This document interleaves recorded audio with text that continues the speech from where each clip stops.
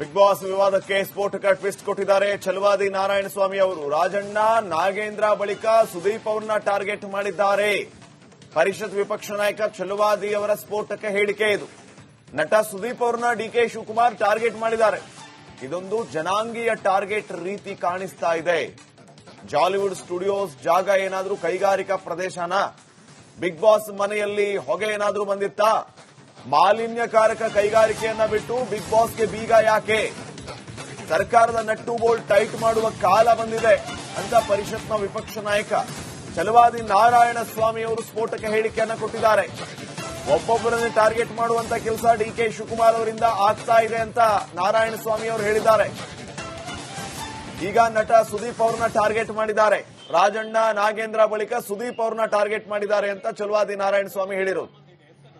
ನನಗೆ ಮೊದಲನೇ ಪ್ರಶ್ನೆ ಇರ್ತದೆ, ಪೊಲ್ಯೂಷನ್ ಡಿಪಾರ್ಟ್ಮೆಂಟ್ ಇದಕ್ಕೇನು ಸಂಬಂಧ ಇದೆ ಅಂತ. ನಾನು ಇದೇನು ಫ್ಯಾಕ್ಟ್ರಿನಾ?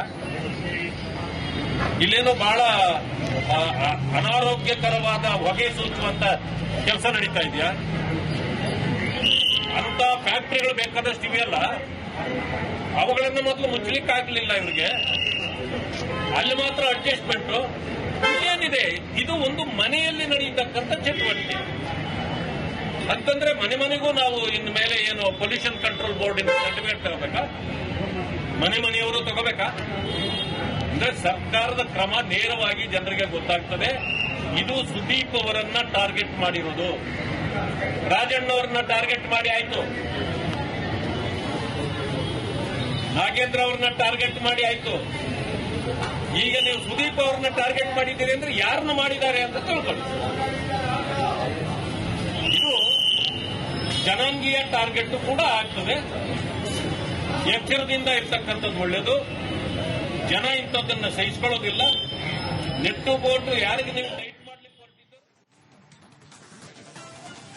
ಬಿಗ್ ಬಾಸ್ ವಿವಾದಕ್ಕೆ ಸ್ಫೋಟಕ ಟ್ವಿಸ್ಟ್ ಕೊಟ್ಟಿದ್ದಾರೆ ಛಲವಾದಿ ನಾರಾಯಣಸ್ವಾಮಿ ಅವರು. ರಾಜಣ್ಣ, ನಾಗೇಂದ್ರ ಬಳಿಕ ಸುದೀಪ್ ಅವರನ್ನ ಟಾರ್ಗೆಟ್ ಮಾಡಿದ್ದಾರೆ.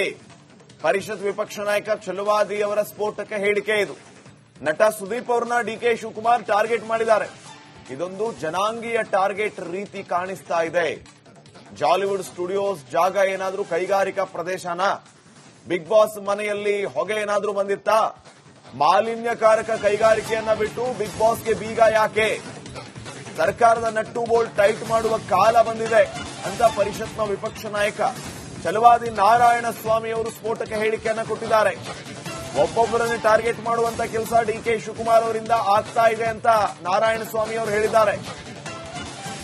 ಈಗ ನಟ ಸುದೀಪ್ ಅವ್ರನ್ನ ಟಾರ್ಗೆಟ್ ಮಾಡಿದ್ದಾರೆ. ರಾಜಣ್ಣ, ನಾಗೇಂದ್ರ ಬಳಿಕ ಸುದೀಪ್ ಅವ್ರನ್ನ ಟಾರ್ಗೆಟ್ ಮಾಡಿದ್ದಾರೆ ಅಂತ ಛಲವಾದಿ ನಾರಾಯಣಸ್ವಾಮಿ ಹೇಳಿರೋದು.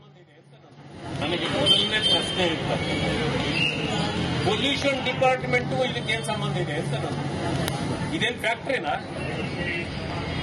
ಇಲ್ಲೇನೋ ಬಹಳ ಅನಾರೋಗ್ಯಕರವಾದ ಹೊಗೆ ಸೂಚುವಂತ ಕೆಲಸ ನಡೀತಾ ಇದೆಯಾ? ಅಂತ ಫ್ಯಾಕ್ಟ್ರಿಗಳು ಬೇಕಾದಷ್ಟು ಇವೆಯಲ್ಲ, ಅವುಗಳನ್ನು ಮೊದಲು ಮುಚ್ಚಲಿಕ್ಕಾಗಲಿಲ್ಲ ಇವರಿಗೆ. ಅಲ್ಲಿ ಮಾತ್ರ ಅಡ್ಜಸ್ಟ್ಮೆಂಟ್ ಏನಿದೆ? ಇದು ಒಂದು ಮನೆಯಲ್ಲಿ ನಡೆಯತಕ್ಕಂಥ ಚಟುವಟಿಕೆ ಅಂತಂದ್ರೆ ಮನೆಗೂ ನಾವು ಇನ್ನು ಮೇಲೆ ಏನು ಪೊಲ್ಯೂಷನ್ ಕಂಟ್ರೋಲ್ ಬೋರ್ಡ್ ಸರ್ಟಿಫಿಕೇಟ್ ತಗೋಬೇಕಾ? ಮನೆಯವರು ತಗೋಬೇಕಾ? ಅಂದ್ರೆ ಸರ್ಕಾರದ ಕ್ರಮ ನೇರವಾಗಿ ಜನರಿಗೆ ಗೊತ್ತಾಗ್ತದೆ. ಇದು ಸುದೀಪ್ ಅವರನ್ನ ಟಾರ್ಗೆಟ್ ಮಾಡಿರೋದು. ರಾಜಣ್ಣ ಅವರನ್ನ ಟಾರ್ಗೆಟ್ ಮಾಡಿ ಆಯ್ತು, ನಾಗೇಂದ್ರ ಅವ್ರನ್ನ ಟಾರ್ಗೆಟ್ ಮಾಡಿ ಆಯ್ತು. ಈಗ ನೀವು ಸುದೀಪ್ ಅವ್ರನ್ನ ಟಾರ್ಗೆಟ್ ಮಾಡಿದ್ದೀರಿ ಅಂದ್ರೆ ಯಾರನ್ನ ಮಾಡಿದ್ದಾರೆ ಅಂತ ತಿಳ್ಕೊಳ್ಳಿ. ಇದು ಜನಾಂಗೀಯ ಟಾರ್ಗೆಟ್ ಕೂಡ ಆಗ್ತದೆ. ಎಚ್ಚರದಿಂದ ಇರ್ತಕ್ಕಂಥದ್ದು ಒಳ್ಳೆಯದು. ಜನ ಇಂಥದ್ದನ್ನು ಸಹಿಸಿಕೊಳ್ಳೋದಿಲ್ಲ. ನೆಟ್ಟು ಬೋರ್ಡ್ ಯಾರಿಗೆ ನೀವು ಟೈಟ್ ಮಾಡ್ಲಿಕ್ಕೆ ಹೊರಟಿದ್ದು? ಬಿಗ್ ಬಾಸ್ ವಿವಾದಕ್ಕೆ ಸ್ಫೋಟಕ ಟ್ವಿಸ್ಟ್ ಕೊಟ್ಟಿದ್ದಾರೆ ಛಲವಾದಿ ನಾರಾಯಣಸ್ವಾಮಿ ಅವರು. ರಾಜಣ್ಣ, ನಾಗೇಂದ್ರ ಬಳಿಕ ಸುದೀಪ್ ಅವರನ್ನ ಟಾರ್ಗೆಟ್ ಮಾಡಿದ್ದಾರೆ. ಪರಿಷತ್ ವಿಪಕ್ಷ ನಾಯಕ ಛಲವಾದಿ ಅವರ ಸ್ಫೋಟಕ ಹೇಳಿಕೆ ಇದು. ನಟ ಸುದೀಪ್ ಅವರನ್ನ ಡಿಕೆ ಶಿವಕುಮಾರ್ ಟಾರ್ಗೆಟ್ ಮಾಡಿದ್ದಾರೆ.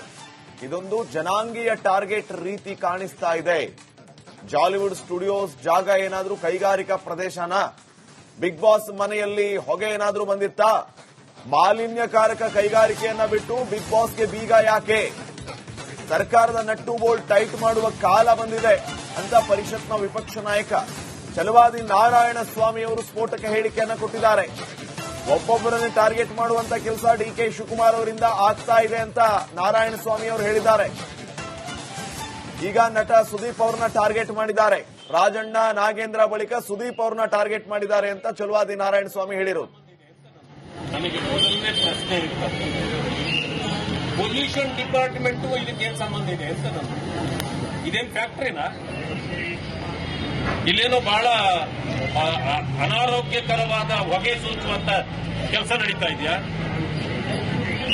ಅಂತ ಫ್ಯಾಕ್ಟ್ರಿಗಳು ಬೇಕಾದಷ್ಟು ಇವೆಯಲ್ಲ, ಅವುಗಳನ್ನು ಮೊದಲು ಮುಚ್ಚಲಿಕ್ಕೆ ಆಗಲಿಲ್ಲ ಇವರಿಗೆ. ಅಲ್ಲಿ ಮಾತ್ರ ಅಡ್ಜಸ್ಟ್ಮೆಂಟ್ ಏನಿದೆ? ಇದು ಒಂದು ಮನೆಯಲ್ಲಿ ನಡೆಯತಕ್ಕಂಥ ಚಟುವಟಿಕೆ ಅಂತಂದ್ರೆ ಮನೆ ಮನೆಗೂ ನಾವು ಇನ್ನು ಮೇಲೆ ಏನು ಪೊಲ್ಯೂಷನ್ ಕಂಟ್ರೋಲ್ ಬೋರ್ಡ್ ಇಂದ ಸರ್ಟಿಫಿಕೇಟ್ ತಗೋಬೇಕಾ? ಮನೆಯವರು ತಗೋಬೇಕಾ? ಅಂದ್ರೆ ಸರ್ಕಾರದ ಕ್ರಮ ನೇರವಾಗಿ ಜನರಿಗೆ ಗೊತ್ತಾಗ್ತದೆ. ಇದು ಸುದೀಪ್ ಅವರನ್ನ ಟಾರ್ಗೆಟ್ ಮಾಡಿರೋದು. ರಾಜಣ್ಣ ಅವರನ್ನ ಟಾರ್ಗೆಟ್ ಮಾಡಿ ಆಯ್ತು, ನಾಗೇಂದ್ರ ಅವ್ರನ್ನ ಟಾರ್ಗೆಟ್ ಮಾಡಿ ಆಯ್ತು. ಈಗ ನೀವು ಸುದೀಪ್ ಅವ್ರನ್ನ ಟಾರ್ಗೆಟ್ ಮಾಡಿದ್ದೀರಿ ಅಂದ್ರೆ ಯಾರನ್ನ ಮಾಡಿದ್ದಾರೆ ಅಂತ ತಿಳ್ಕೊಳ್ಳಿ. ಇದು ಜನಾಂಗೀಯ ಟಾರ್ಗೆಟ್ ಕೂಡ ಆಗ್ತದೆ. ಎಚ್ಚರದಿಂದ ಇರ್ತಕ್ಕಂಥದ್ದು ಒಳ್ಳೆಯದು.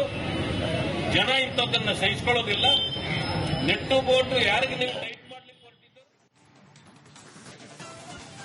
ಬಿಗ್ ಬಾಸ್ ವಿವಾದಕ್ಕೆ ಸ್ಫೋಟಕ ಟ್ವಿಸ್ಟ್ ಕೊಟ್ಟಿದ್ದಾರೆ ಛಲವಾದಿ ನಾರಾಯಣ ಸ್ವಾಮಿ ಅವರು. ರಾಜಣ್ಣ ನಾಗೇಂದ್ರ ಬಳಿಕ ಸುದೀಪ್ ಅವ್ರನ್ನ ಟಾರ್ಗೆಟ್ ಮಾಡಿದ್ದಾರೆ.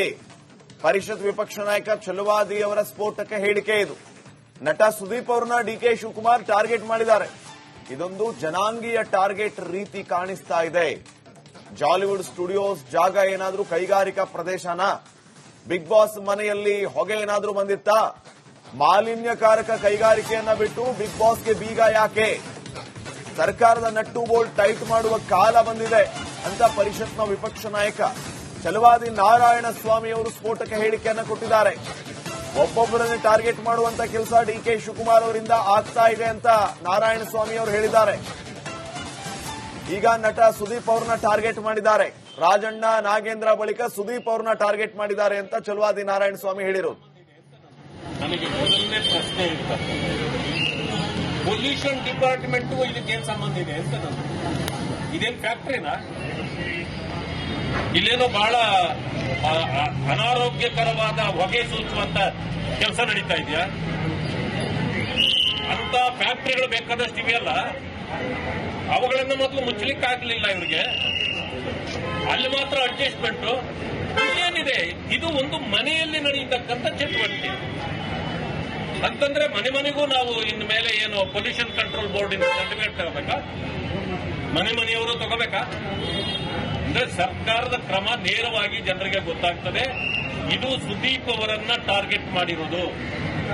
ರಾಜಣ್ಣ ಅವರನ್ನ ಟಾರ್ಗೆಟ್ ಮಾಡಿ ಆಯ್ತು, ನಾಗೇಂದ್ರ ಅವ್ರನ್ನ ಟಾರ್ಗೆಟ್ ಮಾಡಿ ಆಯ್ತು.